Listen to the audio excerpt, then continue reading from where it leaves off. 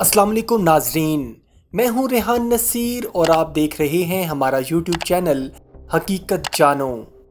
ناظرین محترم، حضرت علی رضی اللہ تعالیٰ عنہ کے فضائل اور کمالات کے بارے میں بولنا جتنا آسان ہے اتنا مشکل بھی ہے، اس لیے کیونکہ حضرت علی رضی اللہ تعالیٰ عنہ فضائل اور کمالات کا ایسا بے کراں سمندر ہے کہ جس میں انسان جتنا زیادہ غوطہ لگاتا ہے اتنے زیادہ فضائل کے موتی حاصل کرتا جاتا ہے۔ دوستو، وہ علم کا ایک ایسا سمندر ہے جن کی تفصیل تک پہنچنا ناممکن ہے۔ حضرت علی رضی اللہ تعالیٰ عنہ وہ شخص نہیں ہے جنہوں نے کسی مدرسے یا کسی کے پاس علم حاصل کیا ہو، بلکہ آپ کا علم خداوند عالم کی طرف سے عطا کردہ ہے۔ اور آج کی اس ویڈیو میں ہم حضرت علی رضی اللہ تعالیٰ عنہ کا مچھلی کے بارے میں فرمان تفصیل سے بیان کریں گے کہ مچھلی پانی میں ہی کیوں رہتی ہے اور مچھلی کو ذبح کیوں نہیں کیا جاتا۔ مگر اس سے پہلے اگر آپ نے ہمارے چینل حقیقت جانو کو سبسکرائب نہیں کیا تو براہ کرم سبسکرائب ضرور کر لیجئے گا اور ساتھ ہی ساتھ بیل کے نشان کو بھی دبا دیجئے تاکہ ایسی ہی حقیقت سے بھری ویڈیوز کا نوٹیفیکیشن آپ کو ملتا رہے۔ ناظرین محترم، مچھلی ایک پانی کا جانور ہے۔ اس کا سارا بدن موٹی کھال یا پھر چھلکوں سے ڈھکا ہوتا ہے، جبکہ پانی میں تیرنے کے لیے اس کے پاس خصوصی پر ہوتے ہیں۔ لیکن ایک بات جو ہم سب کے ذہن میں آتی ہے کہ مچھلی کے پانی میں رہنے کی وجہ کیا ہے اور کیوں یہ پانی سے نکلتے ہی تڑپنے لگتی ہے اور اپنی جان دے دیتی ہے۔ دوستو، جدید دور میں سائنسدانوں نے اپنے تجربات کے مطابق جواب تو دیے، مگر حضرت علی رضی اللہ تعالیٰ عنہ نے جو بیان کیا ہے اس کو کوئی دانشمند بھی جھٹلا نہیں سکتا۔ ایک دن ایک شخص حضرت علی رضی اللہ تعالیٰ عنہ کی خدمت میں حاضر ہوا اور پوچھنے لگا کہ ہر جانور کے منہ میں زبان ہوتی ہے مگر مچھلی کے منہ میں زبان کیوں نہیں ہوتی، اور مزید یہ کہ مچھلی صرف پانی میں ہی کیوں زندہ رہتی ہے۔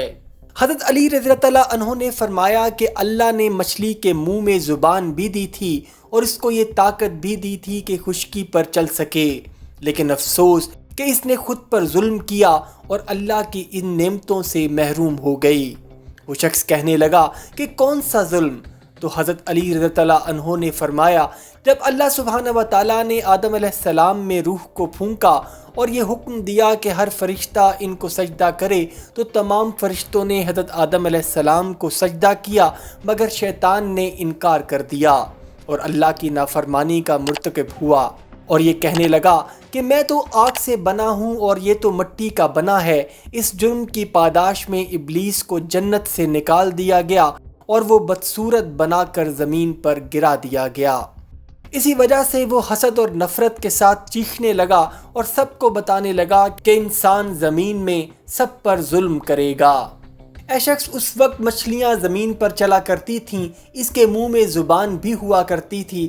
شیطان نے سب سے پہلے مچھلیوں کو بھڑکایا اور کہا کہ انسان جب زمین پر آئے گا تو اپنا پیٹ بھرنے کے لیے تمہیں زندہ خنجر سے کاٹے گا، اور مچھلی نے جب یہ سنا تو سمندر میں ہر ایک آبی جانور کو انسان کے خلاف بھڑکانے لگی۔